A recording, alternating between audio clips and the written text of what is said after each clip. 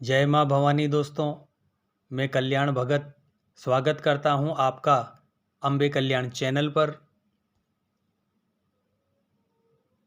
दोस्तों, आज हम बात करेंगे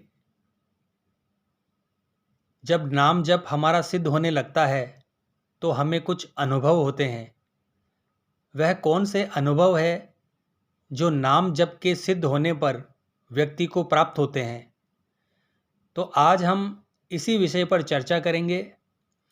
देखिए दोस्तों, नाम जप का साधक हो या ज्ञान मार्ग में चलने वाला साधक हो, जो भी कार्य आप एक ध्यान, एक फोकस के द्वारा करते हो, उसमें आपको कुछ न कुछ अनुभव तो अवश्य होते हैं।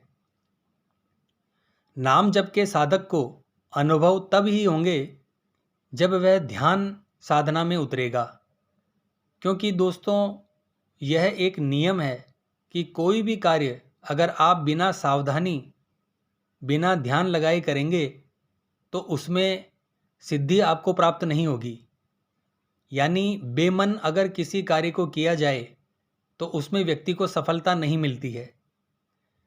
लेकिन जब एक साधक अपनी दृढ़ इच्छा शक्ति से ध्यानपूर्वक नाम जप करता है तो उसे कुछ अनुभव होते हैं।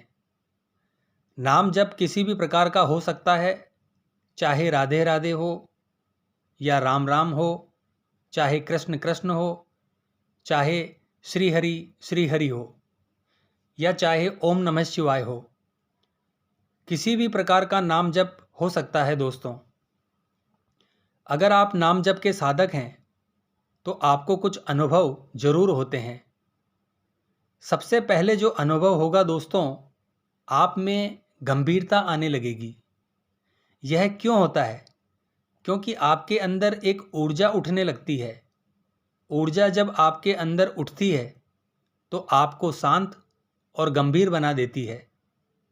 सबसे पहला अनुभव यही होता है दोस्तों। दूसरा अनुभव होता है आंखों से आंसू आना, यानी व्यक्ति का रोना। जब साधक कई महीनों तक साधना करता है तो एक दिन ऐसा आता है कि उसको अपने इष्ट से एक प्रेम होने लगता है और इसी प्रीति के कारण वह रोने लगता है। उसकी आंखों से आंसू झरने लगते हैं। जब आपके साथ ऐसा हो तो आपको समझ लेना चाहिए कि आपकी साधना सही दिशा में जा रही है। आपका मन निर्मल हो रहा है, शुद्ध हो रहा है, जो एक साधक के लिए परम आवश्यक है।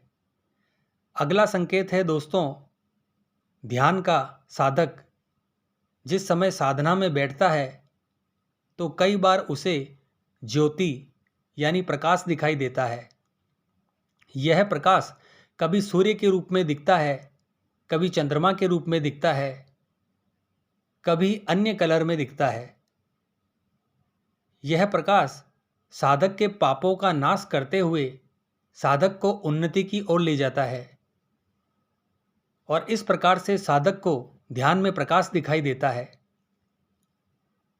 अगर ध्यान साधना में साधक को प्रकाश दिखाई देता है तो उसे समझ लेना चाहिए कि उसकी साधना सही दिशा में जा रही है।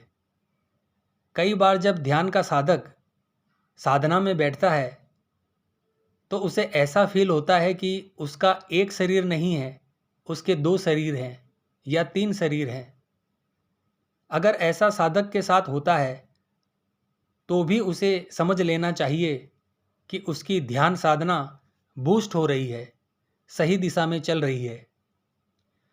इसके अलावा जब साधक साधना करता है तो उसको कई प्रकार के अनुभव होते हैं और जब वह मानसिक जप करता है, यानी कि मन ही मन में जप करता है, तो उसका गला रुद्ध जाता है और जबान ऊपर की तरफ उठने लग जाती है, ऊपर की तरफ उठ जाती है। यानी साधक खेचरी मुद्रा जिस प्रकार से होती है उस प्रकार से साधक के साथ होता है। दोस्तों, चाहे ध्यान का साधक हो, चाहे नाम जप का साधक हो, और अगर वह साधना कर रहा है तो अपने आप खेचरी मुद्रा लग जाती है। यह एक शुभ संकेत होता है दोस्तों। कई साधकों को चलते फिरते यह महसूस होता है कि समय रुक गया है, यानी उसको समय का पता ही नहीं चलता कि कब कौन सा समय आया और कब क्या हो गया। इस प्रकार साधक को अनुभव होते हैं और कई साधकों को अपने इष्ट का एक पल के लिए साक्षात दर्शन होने लगते हैं। कई साधकों को सपनों के माध्यम से इष्ट के दर्शन होने लगते हैं। तो इससे पता चलता है कि साधक ज्ञानवान हो रहा है और सही मार्ग पर चल रहा है। साधक की साधना मजबूत हो रही है। अगर दोस्तों यह संकेत आपको अपनी साधना करते हुए दिखाई देते हैं तो आपको अपनी साधना छोड़नी नहीं है। यह शुभ संकेत हैं और आपको लगे रहना है अपनी साधना में, अपने इष्ट की भक्ति में। तो आशा करता हूँ यह जानकारी आपको पसंद आई होगी दोस्तों। तो मिलते हैं नेक्स्ट वीडियो के माध्यम से। जय माँ अम्बे, जय श्री कल्याण।